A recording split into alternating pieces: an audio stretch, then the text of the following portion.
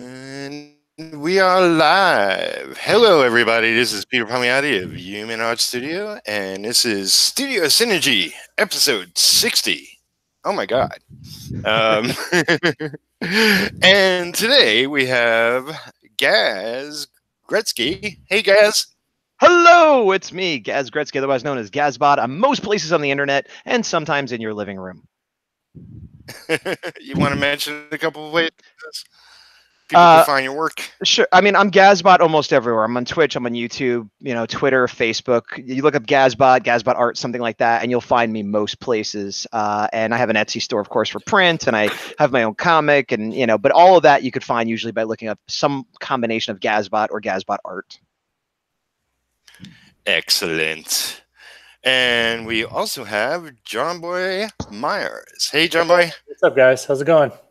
Where are you at, Peter? Are you just on your desk? Or are you shooting your desk? Or yeah. I mean, okay, that's okay. Usually what I do in the Studio Synergy Hangouts is get a little work done.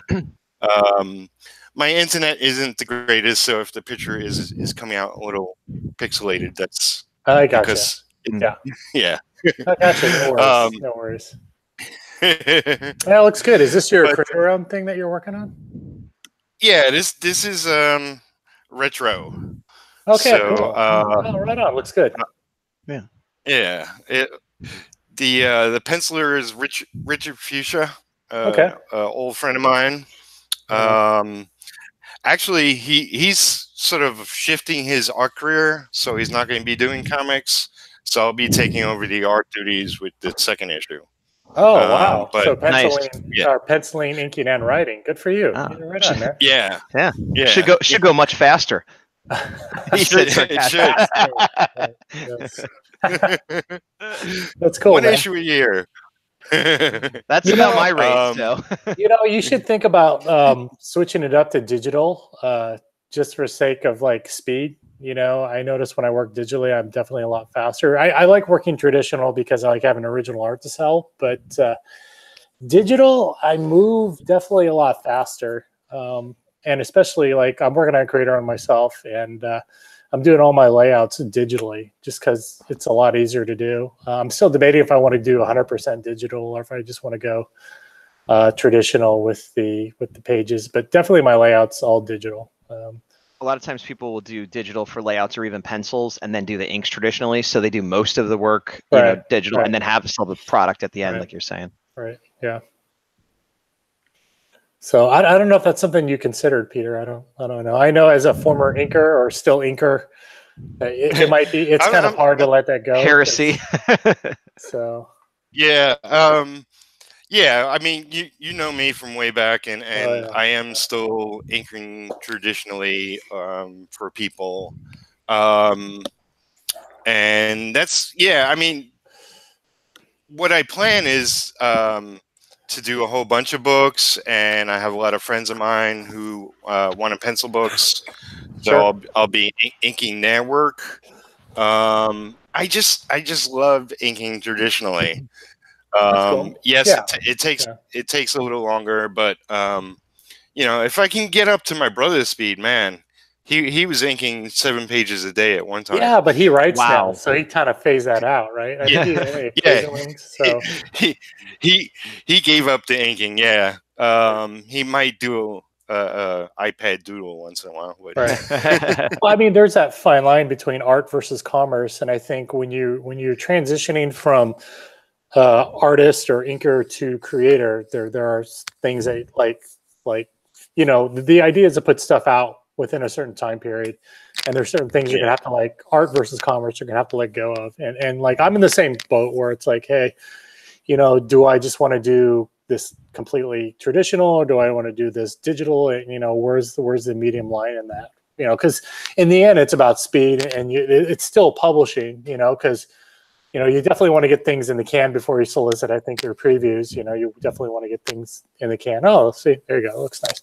You definitely want to get things in the can as much as you can, because when that thing gets announced, you want that regular cadence to come out, because as an independent, you don't want those lulls in between, your solicit and ship date, and it's I don't know if I'm the only one who's actually struggled with that or thought about that or not, but I don't know. It's something for you might want to consider, you know.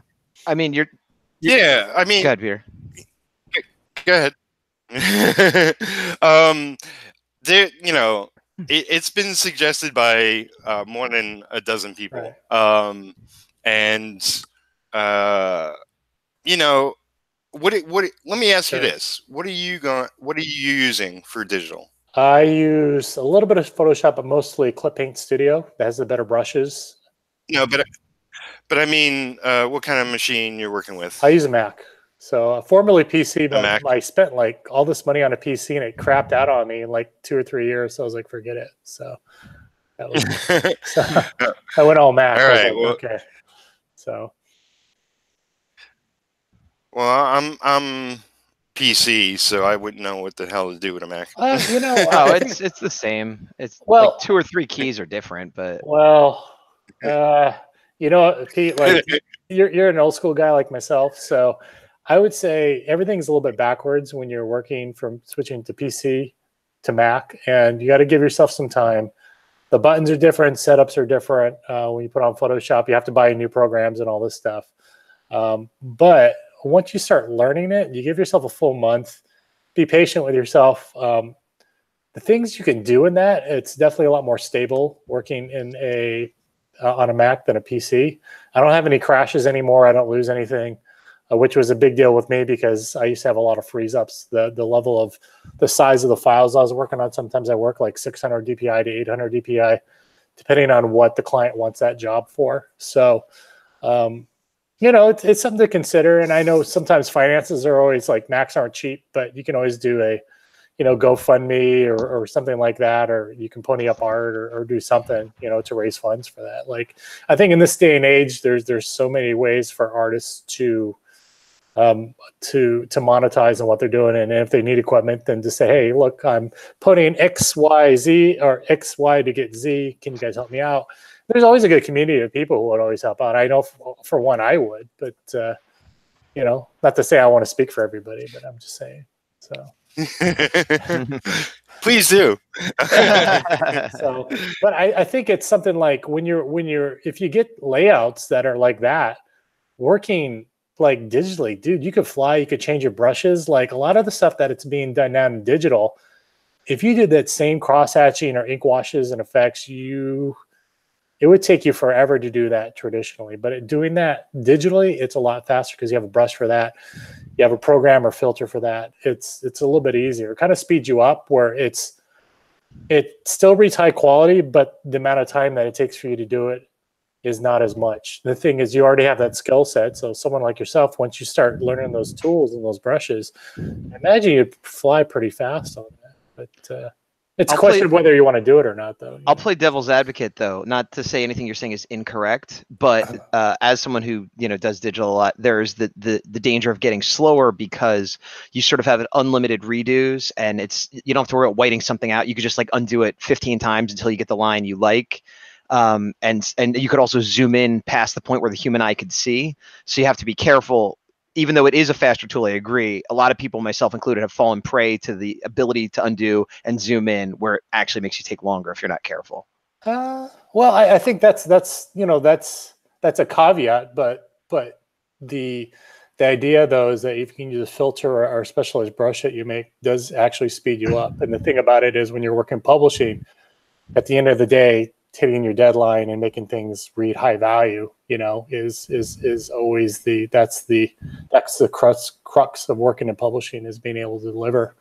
And the thing about it is like time is probably your most greatest asset that you have as an artist, especially a comic book artist, because you live and die by your deadlines. But if you can find a way to speed up your process to save you an hour or whatever, and there are caveats, of course, with everything, but I think not everybody's like that. And if you have that concern that I'm working in and zooming in too much, and that's something that you can address or self-correct over a period of time, I'm just saying it's just a tool in order to speed you up. The only thing is you don't have a physical product. But all I'm saying is just like if you're doing more than one thing, you know,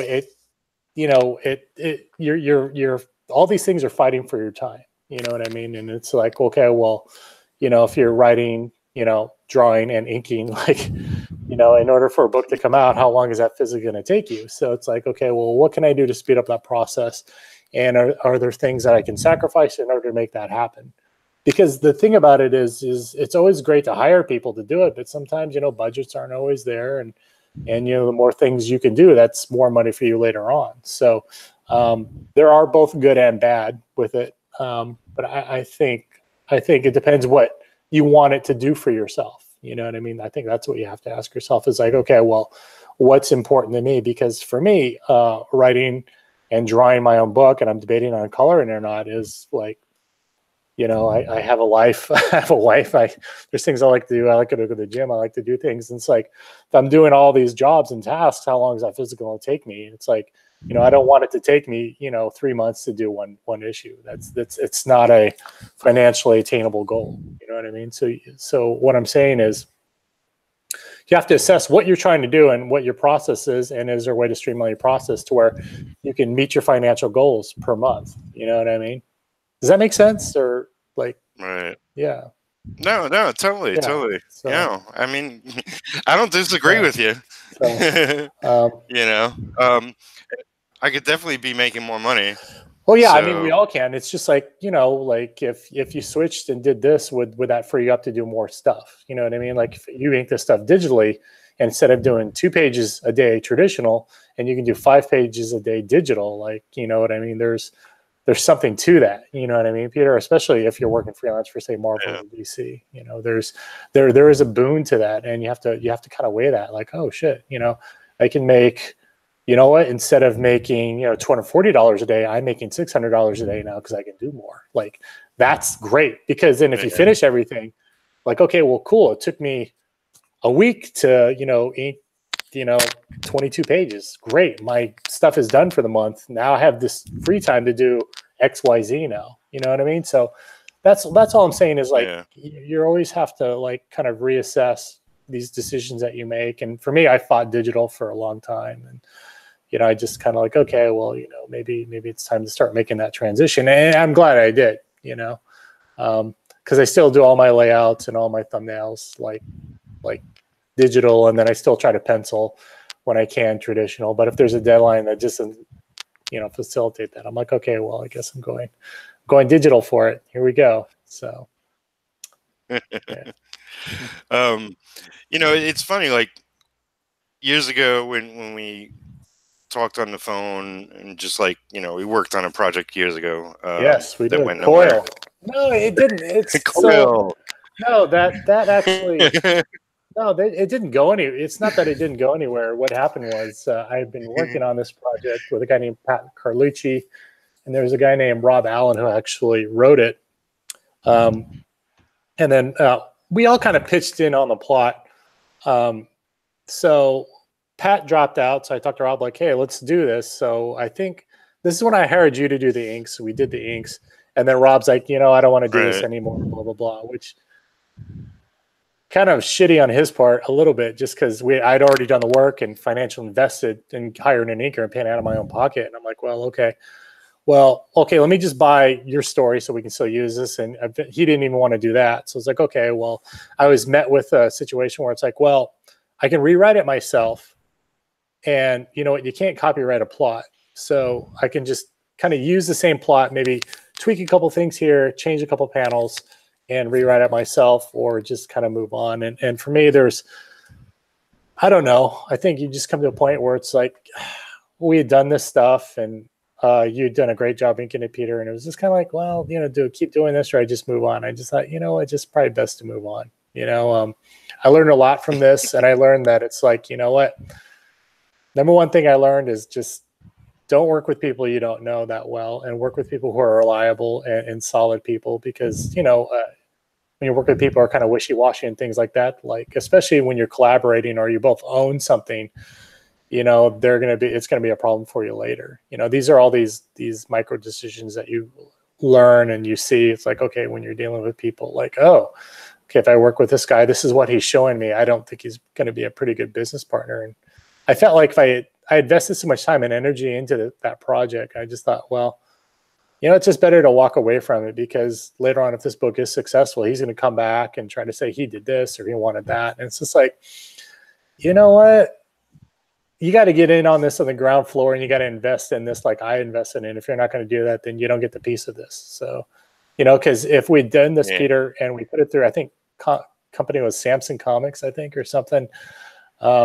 Put it through them and it was successful and it made money. Like Rob could always come back and say, well, I'm one of the co-creators and you owe me this money and all this stuff. And it's kind of like, oh, and he didn't do anything really. Like maybe we retooled the plot and everything, but his name would still always be attached to it. And I've never denied him his right to say this was not his character, because it was all of ours. So, well, myself and Pat and Rob. So rather than do that, it's just kind of better to walk away, because you never know. You get invested in these projects, man. And then, I mean, you've seen it. You've been around long enough where this legal stuff between friends and it gets crazy. You're just like, yeah, screw it. You know, it's not worth it. So yeah, it's unfortunate, but it definitely does happen.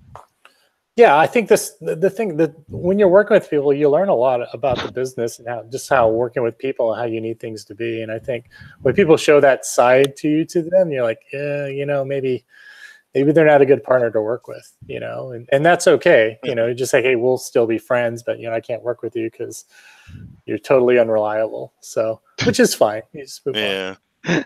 It's okay. I think if I told my friends they were totally unreliable, I don't know if we'd be able to stay friends after that. Well, you know, I guess what I'm saying is it's okay to disagree with people, and you know, you can still be friends with people and just say, hey, look, man, you know, I need people I can rely on. And you're kind of like, for me, just say, for me, this is kind of being flaky and like, hey, we can still be friends, but probably this is not the right project to work on. You know, you have to be professional. And if people get butthurt or upset about it, then that's on them, man. It's like, look, this is working in comics is a career, man. And the greatest thing you can give into your project is your time and energy.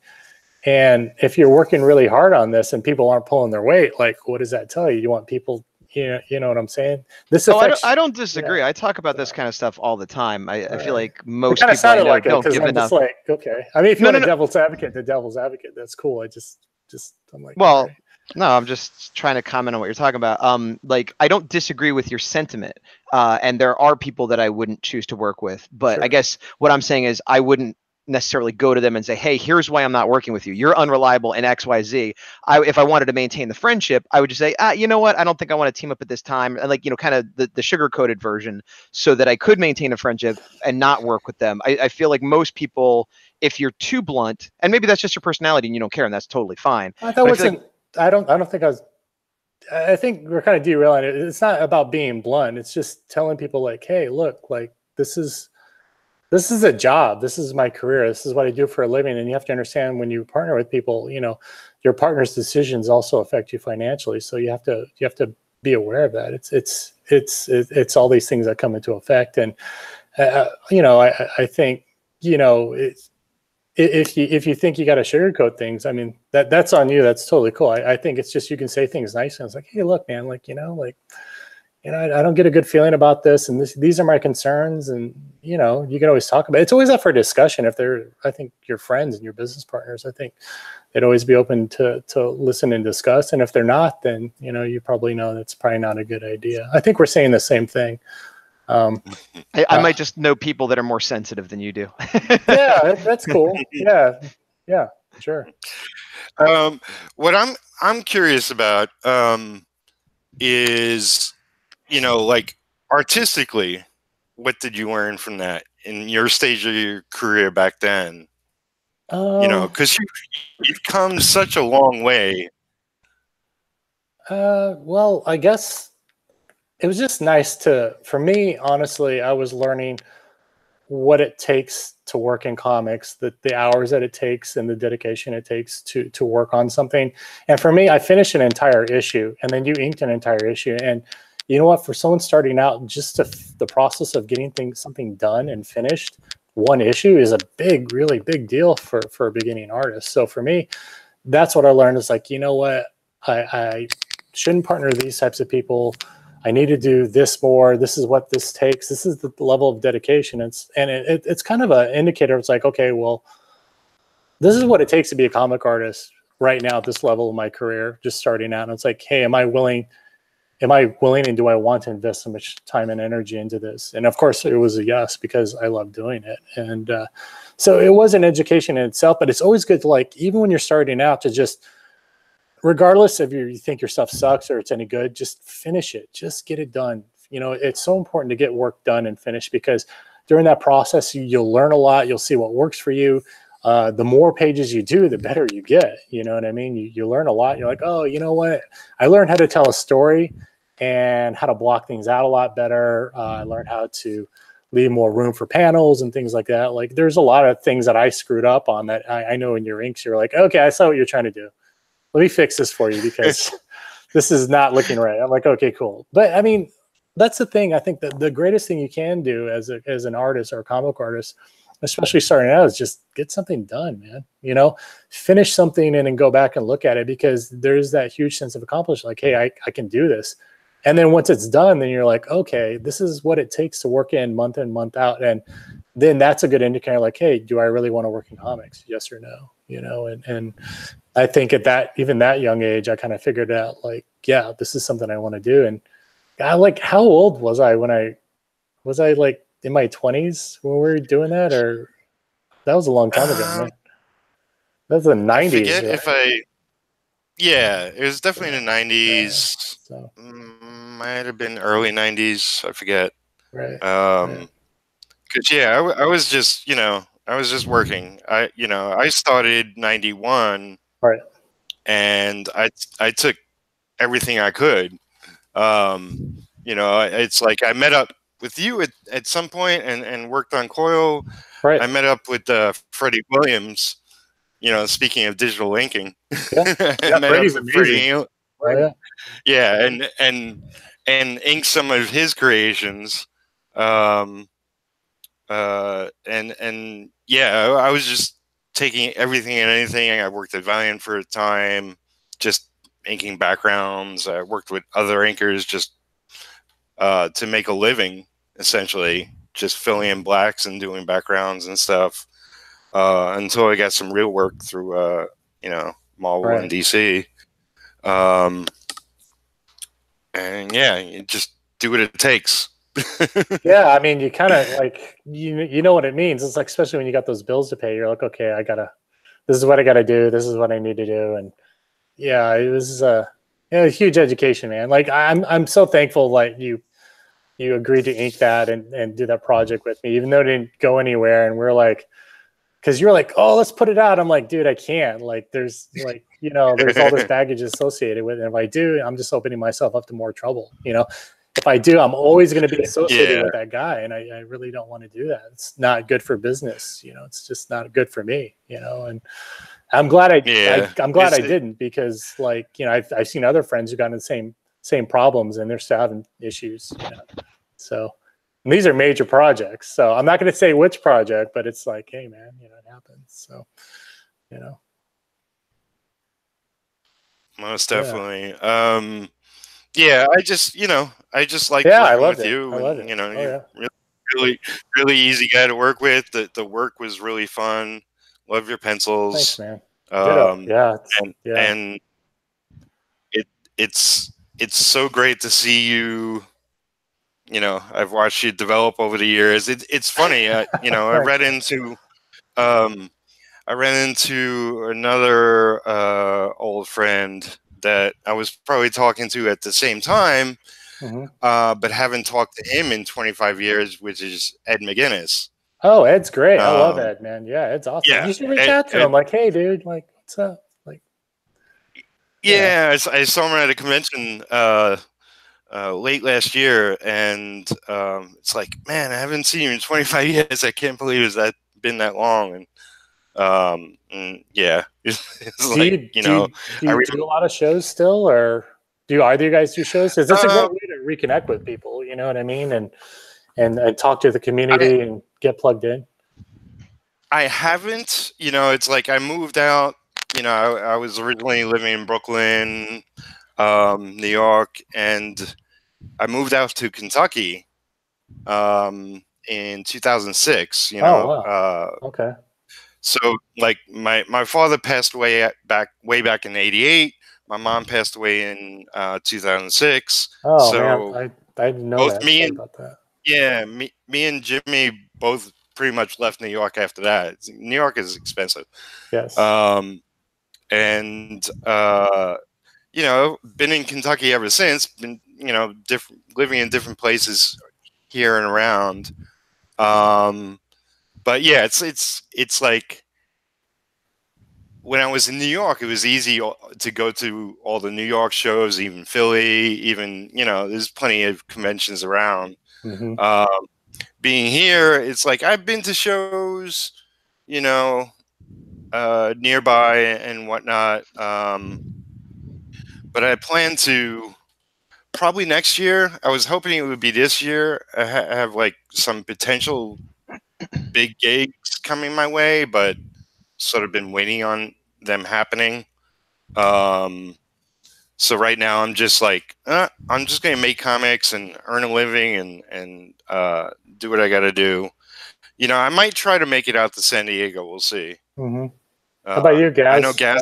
Do you do shows? Yeah, I do a lot of shows. I do 10 to 15 a year the last couple of years. Okay. In California, I'm lucky because there's a lot that are semi-local to me, you know, even if I have to drive a few hours. But I also occasionally, like I just got back from Texas. I make most of my money at shows selling prints more than, you know, I have my comic, but you know, nobody cares about it. But I do a lot of kaiju art. Like I'm doing this for a card game called Kaiju Assault. That's cool. And I do a lot of like Power Ranger, Sentai type art and things like that. So there was I typically, local shows, I'll do any of them I could go to. And then travel shows, I went to Texas because it was a Power Ranger centric show. I've gone to Chicago because they have a big Godzilla show out there. I've been to Florida for another Power Ranger show. And that's awesome. Yeah, and it is good for networking and connecting and all that. But I also have to make sure that I make my money back, you know, which took me a while to get there where I could afford to fly out, get a hotel, and still, you know, come home with a few bucks of profit after all that. What I found is I could do that if it's a specialty show that like is the type of work I do. But for general like superhero, you know, pop culture shows, I more or less stick to California. Okay, that's cool. Yeah. Actually, I'll be at San Diego exhibiting at Small Press for the first time this year. I've never actually exhibited there. Yeah, man. Yeah. Right on. Yeah, you'll like it, man. Small Press is great. I just wish they would put Small Press closer to Artist Alley because I absolutely agree. Yeah, I don't know why they're so separate, but I don't know either, man. It makes no sense to me. Are you going to be there this year? Or are you? I'll be there. Yeah, I do San Diego every year, and I try to do WonderCon every year. Nice. But yeah, I think you're right though. Like whatever type of art you do, you always want to kind of like pair that with because like when you're going to shows, it's a huge financial commitment. You want to make sure like, hey, I'm going to make money at this show, or right. You know what I mean, so yeah, I didn't even know there was a Godzilla show. That's awesome. Yeah, it's called G-Fest. It's in Chicago. They have it once a year, but they've had it. I've been there 2 or 3 times, but they've had it going for, I don't know, something like 20 years. Like it's been around forever. Yeah. Wow. Cool. So there's a number of people in the chat.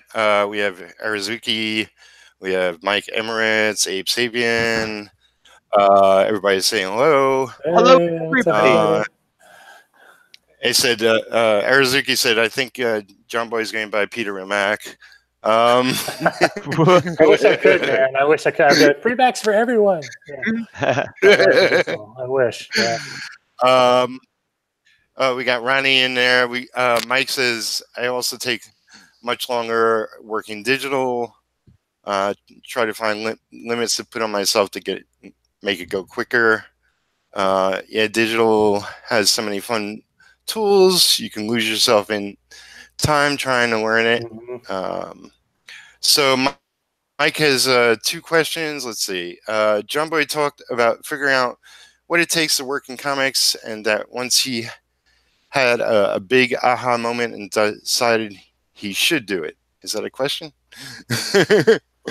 Oh, so what does it take to work in comics? What's the standard page rate that's expected for a penciler, inker, etc.? Are there all over the place now, to be honest with you, because like back in the day, I think rates were better than they are now. Because back in the day, I think our starting page rate for pencilers was 160 to 175, but now I heard it's like 120, 140. So when you say that, you're talking like Marvel DC rates? Yeah, that was Marvel. Like when I first started that was my rate at Marvel, and I thought like, oh, this is a lot of money, and I'm like, not really, yeah. But, well, it's when you start out. Well, the idea is that your rate continues to go up as you get better. But I know across the board for everyone, rates have gone lower. But I think the aha moment is when I think that the thing about it is it kind of pairs with the digital inking stuff that the gentleman said earlier,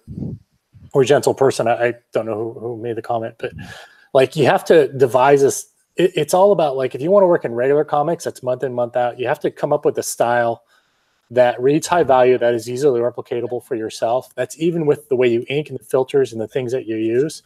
Because you got to remember, working in comics is very much a marathon. It's not a sprint. It's not getting things done fast. It's more about pacing yourself. And what can you do month in, month out that's going to read high value for you, that's going to be easily replicatable, that doesn't take you like 15 or 16 hours a day, but maybe something that you can do in like maybe 8 to 10 hour days that you can get done in a normal quote unquote work day and a normal work week that you can do comfortably. That people in a style that you like, that people like, that you can do, that you can make quote unquote kind of fast at, that way you can make money off of. Because the only way to survive as a comic artist is to either do books monthly every month, or be fast enough to where you can draw multiple covers or do this or do that per month, you know. And it's different for everybody, because Peter had mentioned that he moved to Kentucky in order to save money, and which is totally smart move to make your dollar stretch. So it all depends on like your cost of living, where you're at. You know, I'm in California, so it's hella expensive. So I always have to work all kinds of crazy jobs in order just to pay my daily bills. So there's all these kind of micro decisions that go into like, you know, becoming a comic book artist, you know, and a lot of my friends who work in comics now, we're all transitioning into either doing covers or film or working in film or video games, because you draw less, but you get paid more, which is nice. So, they kind of work you like a dog a little bit in comics sometimes, you know, which I still love, but it just, so. Back in the day, I mean, I've done a lot of comic work for Marvel, but I did some merchandising stuff. Mm-hmm. There was even like a mini comic I worked on, X-Men, like between X-Men movies. They put into one of the DVDs. I did some inks on, and like that stuff where you get paid like double or triple what you normally get paid, and it's like the art's smaller to work on, and like I remember one of the keyboards, I think it was Adam, had done an ad back in the late 90s for like Universal Parks, and he drew like, you know, Incredible Hulk or something, and he had said like, I got paid more from that one image than I did for like the last issue of X-Men I did, or something like that. That's crazy. Yeah, it's nuts, but that's, you know, I did a lot of work for Wizard magazine back in the day, and that was also great pay. Yeah, I'm sad they're gone still. It's such a great magazine. Yeah, I used to read Wizard all the time when I was a kid. Yeah, I think we all did. Yeah, that was like the comics Bible. But now you have like everything happens so fast, like online. It's just easier to go online. Yeah. Now. So, do they not even have like a website, like a digital version anymore? I don't think so. I don't think so. I think they tried, but it just didn't take or whatever. Would you want to show me earlier, Gaz? You had something interesting that would be fun. Well, we kind of got way off, but originally you had said the topic was sort of like what artists did we grow up with, or what did we like, or who are our favorites, or something like that. And coincidentally, like a day or two ago, I have a bunch of 3.5 floppy disks sitting around my house forever.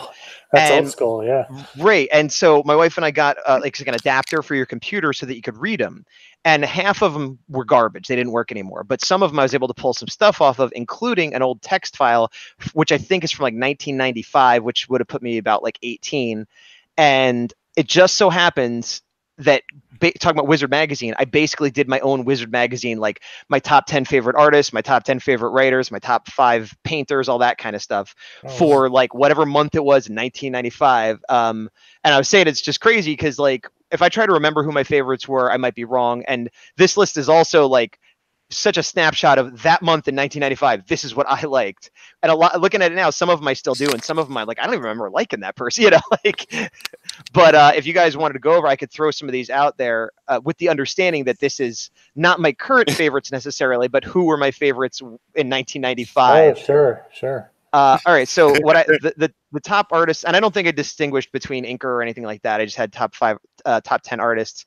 And you could tell it was the age of image because we got Sam Keith, Greg Capullo, Eric Larson, J. Scott Campbell, Steve Dillon, who was on Preacher, Mike Mignola, Chris Pacello, if I'm saying his name right, who was on Generation X at the time, Joe Quesada, who had just started doing Ash, I think, at that time, Dave Sim from Cerebus, and Art Adams from Monkey Man and O'Brien. And out of all of those, still a great list. It is still pretty good. And out of all those, Art Adams is still one of my absolute favorites. Yeah, Art's great, man. Yeah. I got writers. I'll skip that since we're not really talking about writers. And then let me see if I have anything else worth looking at. I had top 5 painters, but honestly, I don't think there are that many painters. So I'll say the top 5, but that might have just been the 5 I knew at the time, which I guess meant the top most famous to me was Simon Bisley, who had done Lobo, Bill Sienkiewicz, who I still think is great, Dave Dorman, who did a lot of Star Wars, Kurt Busiek, who was doing, I think, Astro City at the time, and Glenn Fabry, who, again, did Preacher covers. I was a big Preacher fan back then.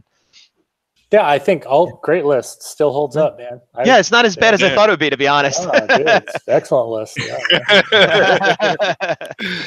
And my pick of the month was Daredevil Man Without Fear that month. Oh, to John Romita. John Romita Jr. one, yeah. Yeah, that was great, man. I still have that was great book. Great book. Yeah. Did you know that I came up with the name Ash? I don't know if I knew that. But why don't you tell the story again for everybody's benefit? Yeah. I mean, Jimmy and Joe, designed the character, and he was a fireman, and he had fire powers.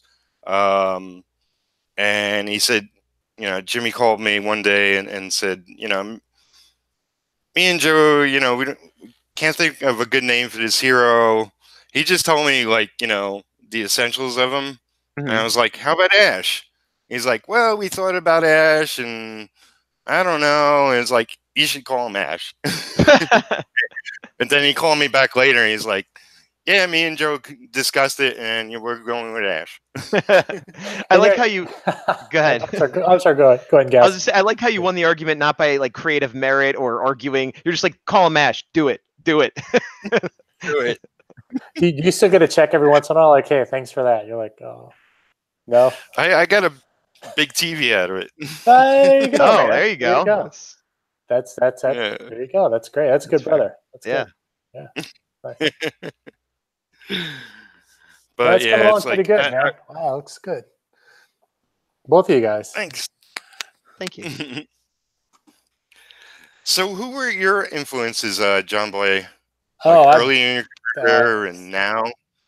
Pretty much the same. The same as Gazbot's list. But my guys, my guys, go-to guys it was Scott Campbell, Michael Golden, Arthur Adams, Jason Pearson, and Joe Madureira. And those guys were so influential in me. And a lot of those guys, of those guys, Joe doesn't really draw too much anymore. Doesn't he do video games now or something? He does video games. Arthur is still kicking butt, but does covers. Campbell does covers. Michael Golden still does cool stuff, but I think mainly covers. They've all turned into cover guys. And Jason, I think, is still working on his creator own thing. But there's new guys now that I always watch all the time. Mahmoud Asrar is amazing. Stuart Immonen is that guy's ridiculously talented. Ed McGuinness. So many guys. Jorge Jimenez on Superman and Justice League. That guy's beast mode. Right. Olivier Coipel. But a lot of these guys now that we're naming now, they for the most part ink or paint their own work. Matteo Scalera kind of paints a lot of his work now because it's all ink washes and things like that. So comics are kind of evolving. I think that the whole concept of pencil or an inker is slowly fading away. Of course, there's us old guys, we're still the holdouts. But I think the face of comics now are kind of evolving a little bit, which I don't think it's a bad thing. So. The perception, because I haven't ever done mainstream work. I mainly have done indie comics or work for hire, things like that. And the perception outside of the main, Marvel, DC, Dark Horse, that kind of stuff, when I get hired, I'm always hired as a pencil and an inker. Like, I'll often be like, oh, did you want just pencils or inks? And they're always kind of like, what? Both. Like, it's a weird question to them. They assume if they're hiring me to do the art, I will do the finished art. It may or may not be colored, but yeah, the whole concept of penciler and inker is lost on people outside of the big industry part of it, I think. Yeah, I agree.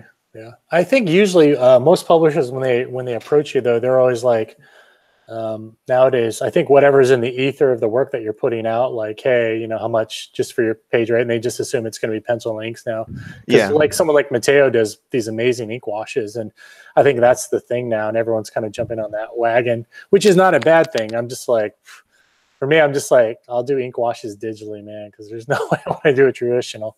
You screw that up, you have to start all over again, man. It's like, can't do that. Yeah. I don't know. One of the good things coming my way is like, I got a couple of people who want me to pencil and ink, like cover work. Do it. That's nice. Yeah, I'm down. Yeah, it's like, I've been trying to pencil more. Definitely the last couple of years. I don't think I'm there yet. It's like I'm a better inker than a penciler, but it's like I see the potential of what I'm doing, and I want to get there. I also feel like paying work is a good motivator, because I used to never do color, and I don't even really like color. I prefer black and white art, but I just kept getting requests for it and being paid to do it enough that now I'm a pretty decent colorist, and I've been hired just to do colors, just because I kept doing it, just because there was the monetary incentive. So like, I know you want to be a penciler and you've been working on it, but if you start paying penciler work, that's going to make you be a better penciler automatically, I think. Right. Yeah, I agree. Yeah. And also too, it's kind of hard to turn down that other money. Like, hey, can you color this? And you're like, right. How much does it pay? You're like, yeah, I could do that. Yeah. I'll do it. Like, yeah, why not? I mean, that's a good thing about it. Cause like, you can always kind of learn on the fly. That's what I mean. Like sometimes the jobs that you get are it's pretty much an opportunity for you to learn a new skill set, to make yourself faster, to do more, to push yourself outside your boundaries. Because, learning to color or to do anything new is going to take you a lot of man hours on the front end, but on the back end, once you learn that skill set, man, it's going to save you so much time.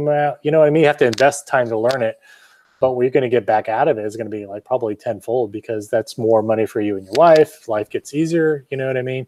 Or ideally easier anyway. That's the funny thing about art. The more jobs you do and the things you do, you start picking up new tricks, you start evolving. And I think that's the thing as an artist, you don't want to fight as like, hey, trying to learn a new skill set. Like, especially when you get older, it's a lot harder for me. Like for me to learn some new digital concepts and stuff like that, it's like pulling teeth, because it's like, well, what's wrong with the old way? And it's like, well, the old way is nothing's wrong with it, but it's, you want to learn a new skill set to get better, and it's just add it to your bag of tricks, because you never know, because that means more money for you later on, because that means the less harder you have to work. You know what I mean? Ideally, in the long run, it's like, yeah, the state of the comic industry is pretty much the state of everything. Things change. They like car factories were taken over by robots, so people are out of work. So you learn new things so you can keep working. Wait, so Peter, does that mean you're going to buy an Apple now and start inking digitally? I'm going to buy an Apple. Everyone's going to give you shit about that. You can digital ink on a PC too. I'm just saying it doesn't crash as much. So This is my cat trying to get on my page. Go over there. Yeah, I'm going to set up a GoFundMe tomorrow. So there you go.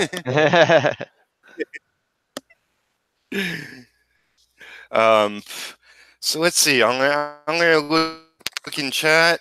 You guys can keep talking. Let's see what we got going on. Just Mike saying, by page rate, I meant pages per day, week, month, etc. Not pay. Okay. Oh, sure. Yeah. I've always heard a page. How many pages? Is that accurate?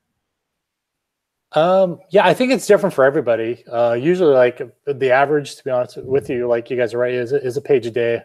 On average, for me, what I try to do is I try to do all my layouts first, and then try to do my hardest pages first. And if you want to speed up, do all your talking heads pages first, and you can get like probably 7 or 8 pages done just like that. You know what I mean? So that just means there's a lot more work for you done at the end. So.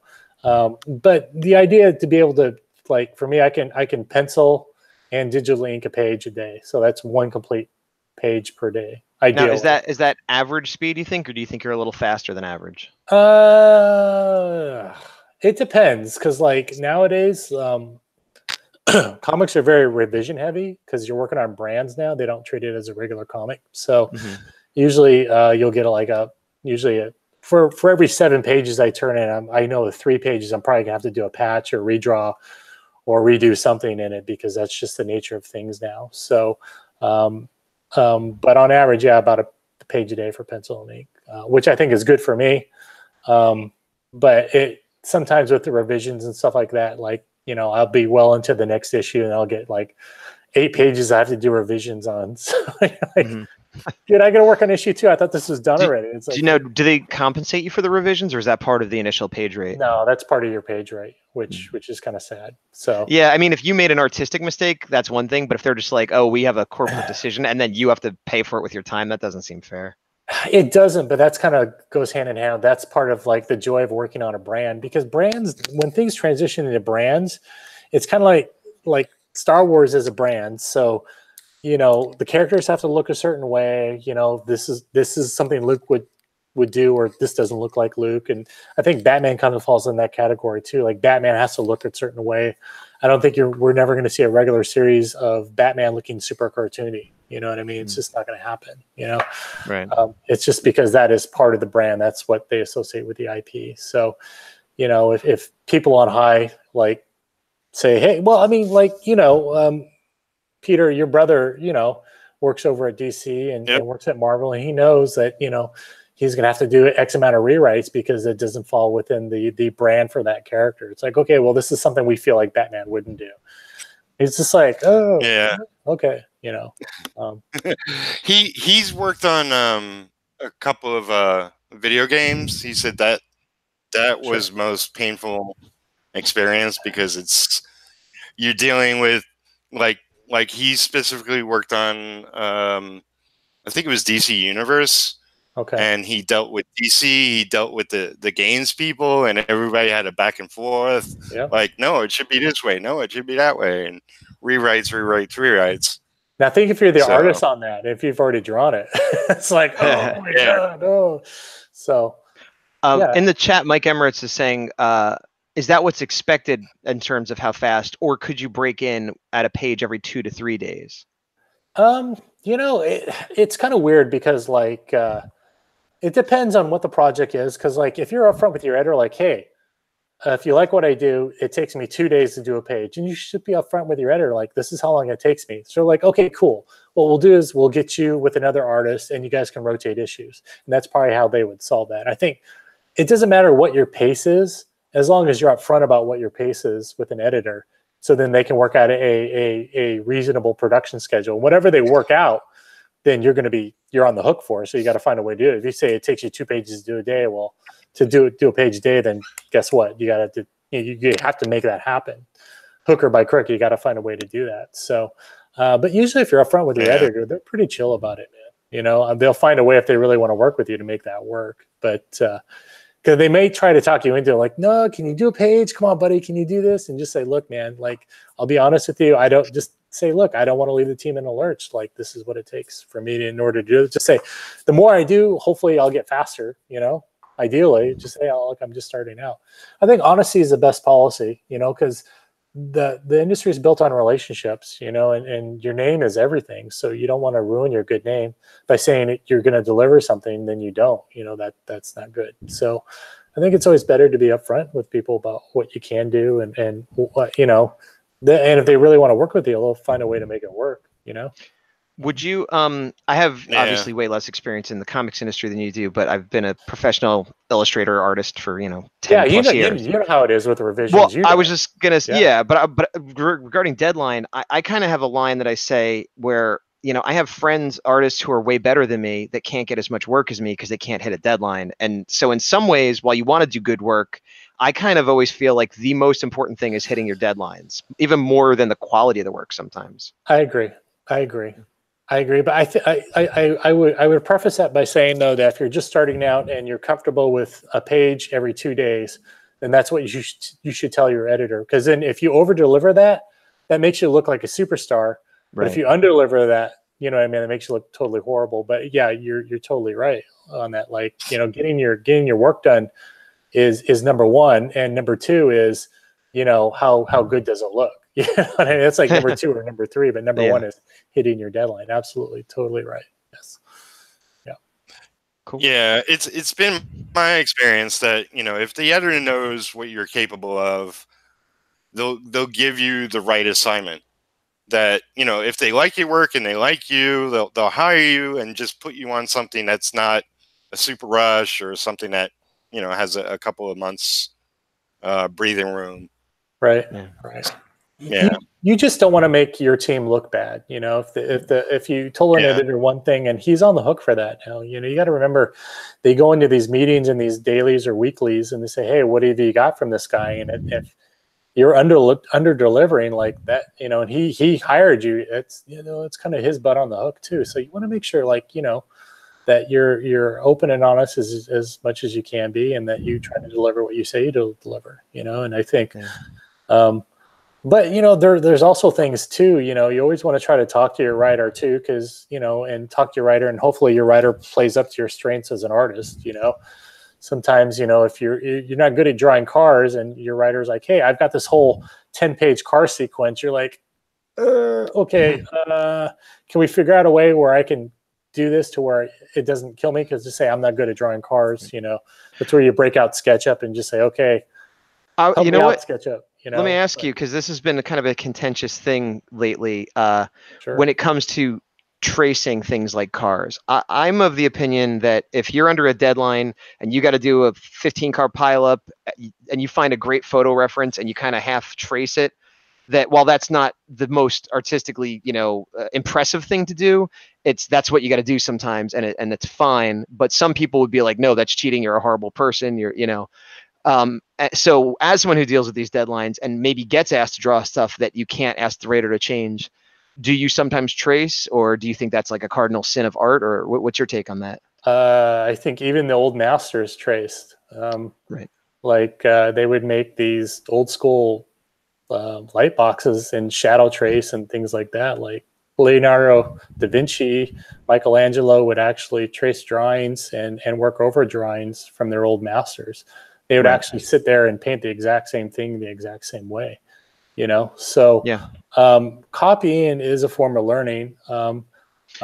Just I guess the distinction is more if it's going to be used for finished work, not just to learn. As long as I don't think there's anything wrong with it. If people think it makes you less of an artist, then I guess that's on them. It's not on you. I think, again, you gotta as a comic book artist, you're expected to draw everything. And sometimes there's just things that you're not going to be good at drawing. Like, one thing, I'm not good at drawing animals. Like, I struggle with that. It's very hard for me to do. And certain cars are really difficult for me to do. So when I get those things, I break out SketchUp and stuff and I do it. It's like, okay, well, I'm going to do this. I'm going to do that. If it makes me less of an artist, then why should I care what X guy's opinion is? I don't really care, because it's not like I'm doing it line for line and I'm adapting it to my style to make it look like me. But it's just a tool like anything else. But if people want to shame you over it, whatever, that's cool. That's their thing. Don't let it be your thing. People are going to say what they want to say. I mean, it's just put plainly, being a comic book artist is definitely a lot of hard work, and you're expected to draw everything. And sometimes as an artist, there's things that you're just not good at. That just means, for me, it's that tells me hey, I need to spend more time drawing cars for sure, which I have. But sometimes in a crunch, if you're doing this big car scene chase, for me, trying to break that down sometimes, man, that gets to be a little overwhelming, man. It could be a lot. You're like, you know, so I think you have to do what you think is right for yourself first and foremost. But I think if you think it's okay, like, then don't let anybody shame you thinking it's not, you know. I mean, I would tell you though, don't like take someone else's work and trace over it and say, no, that's it's different. But I mean, you know, but I don't know. I guess, what am I trying to say about that? I guess what I'm trying to you're saying hit your deadline is what you're saying. Yeah, I think you have to do what you have to do to hit your deadline, man. Yeah. It's just like, you know, I don't think it makes you any less of an artist. I mean, we all have to learn from somewhere, and there's things that are going to pop up within our career that's going to kind of address our weaknesses as an artist. And I think you have to say, okay, well, this is what I need to do to get the job done. So let me do that. And then it just goes to show me that, you know what, there's things that I really need to work on. So in my sketchbook now, I need to concentrate on drawing cars or trying to figure this out. You know, find a way in your language to create a car that looks cool that you can do on your own, you know, which is tough. It's not easy. So yeah. No, absolutely. I you know, go ahead, Peter. Sorry. Fans and other artists will say, you know, well, you should do it this way, very specifically. You know, don't use reference. Do it from your brain. Whatever they say. But in the end, you know, you want to turn out good work. You know, if you do one page where, you know, wait, Peter, what am I looking at right now? Is that part of your cat? That is part of your cat. That's my cat. Okay, sorry. I just looked up and it was like a tribble on my whole screen. I had to close up my ink and she just wanted to take over. But yeah, it's like, you know, are you going to do a less quality page? And then they'll be pointing fingers at that and saying, oh, that page is horrible. You know, it's well, duh. I didn't use reference. You know? That's something I've, and again, just in all art that I do, like, which is often just freelance illustration, I find that most of the time, if someone's paying you, if it looks good at the end, they don't care how you got there. They want it to look good and they get their money's worth or they get their time's worth or whatever they invested. And yeah, I agree that if I have a deficiency, I need to work on that. But in the deadline, I almost always defer to, I want my client to be happy on time. And I do whatever it takes to get there. Yeah. Yeah, I totally agree, man. Like, I wouldn't let people shame you into anything. It's like, hey, man, like, you know. Well, it's not even me personally, although people have said that to me. It's like there was like an online, like a little mini controversy for some other artists that were essentially doing what I do, but I wasn't the one being shamed, but I saw them being shamed for doing what I do. And I'm like, that's what a lot of artists do. And so the whole thing seemed weird to me, you know, and as I think about it, it might've been some more fans/amateurs that were the ones that were throwing a lot of the shade, you know? Yeah, I think, you know what, like, I think as an artist, there's so much of a social aspect and social pressure around being an artist these days. I think you have to do what you think is right for you artistically and the choices you make and the things you do. Like, I love Linnell Yu, and Linnell Yu uses SketchUp as a tool to draw and stuff like that. So, and Linnell Yu is a beast. So like, hey, you know what? If Linnell Yu says it's okay, then for me, I'm like, it's okay, you know? But I think at the end of the day, like, you can't let anybody like kind of put you down for the decisions you make as an artist and the things you do, because this is kind of your artist's journey. And, you know, like if you like a way that this guy draws capes and you want to do capes just like that, then do capes like that, because over time you're going to learn how to do your own capes and put your own spin on it. I mean, art is about progression and getting better. And just because you're not fully formed on one thing doesn't mean that you're not going to get there in the end. You know, like every artist starts out one place or a clone of another guy or this or that. And when you learn and you get better and you start figuring things out and you're like, you know what, you grow past your influences and you get better and better and better. Like, you know what, you're going to grow into this other artist that no one's ever seen before. And people are going to start copying you and learning from you. And that's kind of what it's about. We all stand on the shoulders of everyone who's come before us. And, you know, like, I don't really understand why people shame other artists, because even the old masters did that. You know what I mean? They copied their master. That's how they did it. That's how they learned. And it's only when they started learning and getting a foundation for themselves, a certain skill set, saying, oh, this is how do I construct things, and this is how I build things. only at that point did they start looking at other artists and expanding, and the work started to change and evolve. Everyone gets to that point. You know what I mean? It's just like give yourself a break to get there. Learn how to run your own race as an artist. Don't try to, just because you haven't progressed to a certain level, don't let people shame you for it. Just spend the time in order to get there. Give yourself a break and spend time trying to become the artist that you want to be. Everything requires an investment in your time, and it's just like that's the most important thing. It's like, you know what, I'm going to take the time to learn and to get better, and that's all that matters. And if people want to give you crap for that or whatever, or I mean, I still get stuff that people always say like, "Yeah, it looks too Joe Mad," or "It looks too Jay Scott," and it's like, well, these guys are influences on me, and when I'm drawing something in my mind, I'm like, you know what, I'm trying to do something that is as good as my heroes, and these guys are still huge influences on me. And sometimes it's like, okay, maybe I'm trying to break away from that, but it's just like, there's nothing wrong with it. It's just like, okay, whatever, that's cool. It's like, yeah, people can say what they want. It's okay. So we got Ox in the chat as well. Hey, to me, someone who criticizes someone over something like that is just because they're tepid about their own shortcomings. Cheers to growing. Yeah, pretty much. Totally, yeah, man. Like, learn. That's how you learn. Like, we all learn how to draw by copying others' works that we like.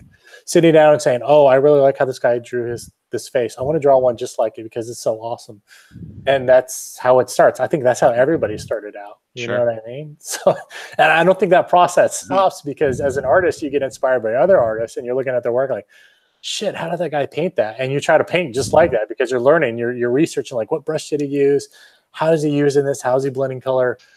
Is the exact same thing, man. That learning process never stops, man. So. And that's the same way a carpenter learns, or a musician, or a baseball player, or anybody. But I wonder if it's just because there's this perceived mystique of the artiste, to people who aren't necessarily artists, that they think it has to come from somewhere special. And that's why I was thinking a lot of people criticizing it weren't necessarily artists or beginning artists. So they have this idea of what it's supposed to be, and then finding out, no, it's nuts and bolts and hard work and just tools like anything else. And they're like, oh, that doesn't seem magic. Yeah. It is special because we put in years to get to the level where we get to, it's like, right. Honestly, right when I think I've achieved a certain level or done a certain thing, like, there's always somebody who does something that I think is way better, and I learn it's like, yeah, man, you know what? Like, it's a never-ending process. Like, you're always constantly being challenged. You're always constantly forced to learn something new, or inspired to learn something new. And I think rather than let that crush you, like, let that inspire you. You know what I mean? Take it as a challenge, because art is a never-ending process. You're always going to be inspired. You're always going to be challenged. You're always going to be stretched, and that's a good thing. That's what turns you into, like, I guess, what's the easiest way? Like, Bill Sienkiewicz didn't come out fully formed Bill Sienkiewicz as he is now. He grew and evolved. I mean, he used to draw just like Arthur Adams, or Neil Adams. I'm sorry, he had a very Neil Adams style. If you look at his Moon Knight stuff, it looked very Neil Adams inspired and stuff like that. And what's wrong with that? You know what I mean? What he was doing was great, but he evolved as an artist and found his own way and created his own shorthand and created his own style and things like that. And there's nothing wrong with that. That's part of the process, man. So respect the process. And if everyone's giving you crap, consider the source. Just say, you know what? You can always hit that mute button. You don't have to listen to other people. Don't let people shut you down for making art that you want to make, man. Like, it doesn't, you're not doing it for them. At the end of the day, we make art because we love doing it. So don't let or for a paycheck. Well, yeah, but I mean, if you didn't like drawing in the first place, no matter what you're drawing, yeah, but for sure, like, yeah, you got to make money too. But I think at the end of the day, we do this because we love it, not because like someone has a gun to our head. You know what I mean? Like, you want to be happy. So, yeah. So we've been going about an hour. Not to cut this short, it's been great having you, both of you, on tonight. This is a great conversation. I love you both. But You're not bad. You said you had to be, Peter. you had to be somewhere. So just making you aware. Do you want to talk even a little bit about your own personal project, Jonboy? Oh, I feel like I've been kind of like monopolizing everyone's time. I want to hear Gaz talk more. I want to hear you talk more, Peter. Like, if that's okay. I'm working on my creator own thing, and I'm when it comes closer, maybe I can come back on and we can talk about it and share. I definitely don't want to monopolize. I feel like I've been monopolizing the whole conversation. Oh, okay. So let's hear more about you guys. Let's hear from you guys. What's going on? What's up? All right, Gaz, go ahead.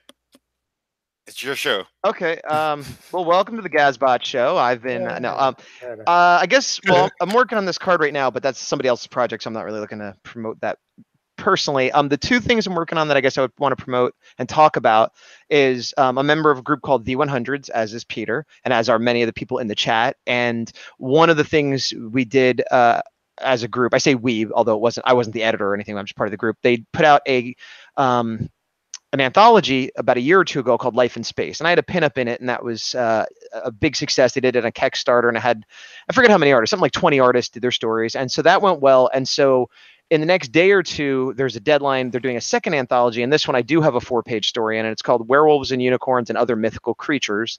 And once all the art is in, which again will be in the next day or two, mine's already done and submitted, they're going to put that together, and then there's going to be a Kickstarter to publish that book. So be on the lookout for that. You could just look up the hashtag the 100s or Werewolves and Unicorns, or follow Peter or me or anything. You find out about that. So that I literally just finished yesterday. And I'm currently working on issue 3 of my own creator-owned kaiju comic, The Horror A4. Oh, awesome. Thank you. And that is super indie. I fund it through Kickstarter, and then when I make enough money at shows and stuff, I print another 50 at a time. I'm doing very small print runs. This next one, though, should be out by San Diego Comic-Con. So I'm kind of just cleared up a bunch of my client work. I'm going to be pushing on that really hard. So if you go to San Diego Comic-Con, I'll have issue 1 and 2, the first anthology from the 100s, and hopefully issue 3 and the second anthology as well at my table, as well as doing commissions and all the normal stuff people do. And there will eventually be a Kickstarter for my issue 3 as well. And I can't say who, but I have several prominent kaiju artists involved to do variant covers or pinups, things like that, as stretch goals, which I can't say now, but if you follow me, you will eventually see who. And if you follow kaiju art, you will know who these people are. That's awesome. Yeah. Thanks. That's sweet. Peter, what about you? What are you working on, buddy? Oh, I'm working on the short story too for the anthology. Mine is the Griffin. Let me see if I can find one of the pages. I guess pretty much anybody. I keep seeing your cat here. It's just, yeah. I see cat feet and a tail. What's going on? Anybody who's been following me has already seen. This is one of the pages. Let's see if I get the camera on that. I think I saw this online. Yeah, on Facebook, right? On the creator own. Yeah. Yeah. So that's one of the pages. And Peter, I meant to ask you, were you using a brush on that? Yes, the inking? A brush and a. Yeah. Yeah, because a lot of those dynamic lines look very powerful. I imagine to use a brush, but I meant to ask you. Yeah, and it's cat approved. It's cat approved. But I'm also working on a short story, Detective Dead versus Bigfoot Bill. Detective Dead is this guy Critias, his character, and Bigfoot Bill is Doug TeNaples' character. So it's a short story with both of them in it. I got a couple of covers to pencil and ink. I'm trying to do commission work and just make a lot of art to sell. I don't know. I'm probably leaving out a couple of things, blanking on my own self. But well, what about busy. What about? Do you want to talk about retro at all? Retro. Well, retro. I think will go live next week. Okay. So, what I'm going to be doing is I'm going to be doing another show tomorrow night. The only guaranteed guest thus far is Kristner Dasafan, and it'll be me and him, maybe some others. Then I'm taking a break from YouTubing until next week. Nice. Yeah. So I'll be going. It's my cat. It's the cat show. Well, cats are popular on the internet. So hey, I did want to say one thing, Peter. Like, oh, I'm sorry. Go ahead. Sure. No, go ahead, Peter. Go ahead. No, so I always loved like dream teams. Like you and Cal Fury were always awesome. Like pencil and inker, like for sure. Like one of my favorites. Would you guys ever collab on something ever again, or? I don't know. I mean, you know, I would be willing. I know he's doing a lot of convention and he's making like, you know, he's one of those artists that have like 50 prints on their wall. And I'm not sure what he's doing comic wise. You know, I know he did a Gail Simone and him did their own creator own project years ago. I heard they were making a sequel. I haven't seen anything regarding that though. Just out of curiosity, if you guys ever collab again, man, let me know. I'd love to see it. It'd be like, good team. Definitely. I think you and a lot of other people would like to see that. Yes. I still get messages. Hey, do you have any Aquaman art to sell? I was like, no, man. I sold that last century. If you would have just held on to it and sold it now, you would have gotten a lot more. Yeah, I know. It's really, it would have been worth so much. You know, you could do recreations right now if you wanted to. Just say, hey, this is that's a really good idea, actually. Yeah. I'm just saying. What's your favorite cover? I'll reach over it. Yeah, you should talk to Jim and say, let's do recreation and do that. That way you can go to your Mac fund. There you go. Solid. There you go. New computer. So, yeah. But let me ask you this, because this came to mind. Are you using like a touch screen on your computer to do your work? Yeah, I use a Cintiq. So I use a Cintiq. That's I have a 22-inch Wacom Cintiq that I work on. I'm working on a Cintiq right now, actually. Yeah, they're great. Yeah, they're great. It's not the Mac. It's not the Mac you're drawing on. It's my Mac is the operating system that I work on, and Macs for me are really stable. They don't crash, so I've never had mine crash, so I don't lose work. Right. And then I have my Cintiq hooked up to that, and then I work on that. So. It gives you a 2-screen setup too, which is kind of nice. So yeah, that's literally what I have going on right now. I'm drawing in front of me, and then up above that, I have this monitor where I can see what you guys are doing. Yeah, it's great, man. It's awesome. Well, I'm working hard with my cat. But, I hate to cut the short, gentlemen, but I actually it is 5:15 almost. I gotta cruise out. So. Good chatting with you. Yeah, definitely, man. And I hope to meet you in person, man. Like, well, if you're at San Diego, then I will. I'll stop by your booth. Just let me know what booth you're at. I'll come by and buy an issue or two. So I'll read your Kaiju comic. There you go. I love it. When we could trade something. Yeah, I'm down for that. I'll take you up on that. So. There you go. Sounds good, man. All right, guys. Peter, talk to you soon, man. All right. Don't be a stranger. See you guys. Yeah, definitely. We'll keep in touch.